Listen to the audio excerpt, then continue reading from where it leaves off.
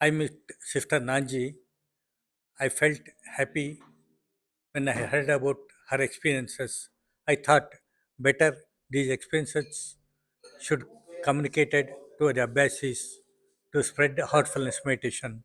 So I request Sister Nanji to speak her experience, how she came to know about heartfulness meditation, how she is experiencing it, how she is helping others to learn heartfulness meditation. She's a wonderful lady, loving heart. So she's successful in inviting her friends and relatives to heartfulness meditation. This is a very new concept for the other countries. In India, the spirituality is like part of our life. It is in our DNA. In other countries, spreading heartfulness meditation, little bit uphill task. She is successful because of her nature and her sincere practice. I'll give mic to her to experience. Sister, tell loudly and slowly. Okay. So the first thing that brother asked me was how I came to know about heartfulness meditation. And my first experience was actually with a yoga teacher before I began heartfulness. And we would lie in relaxation at the end of meditation class. And she did a guided meditation that was all about divine light in the heart.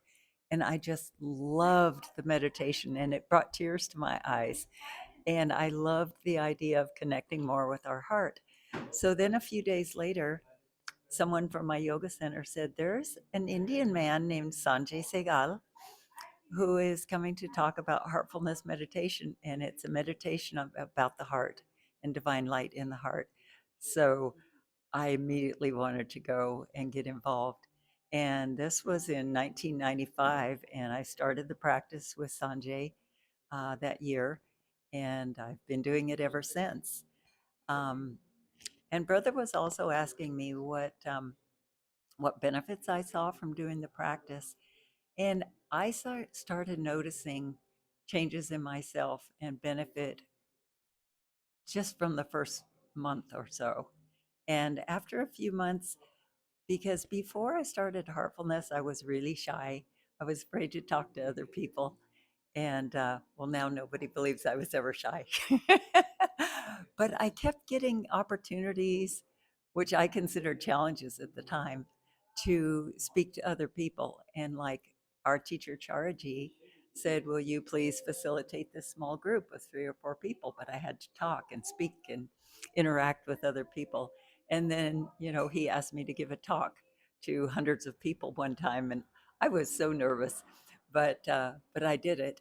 And so I've had more and more opportunities to interact and do heartfulness trainings.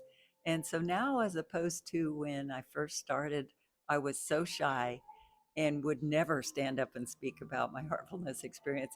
Now I volunteer to teach classes, and I'll speak for 45 minutes or an hour on heartfulness. But it's been a wonderful change.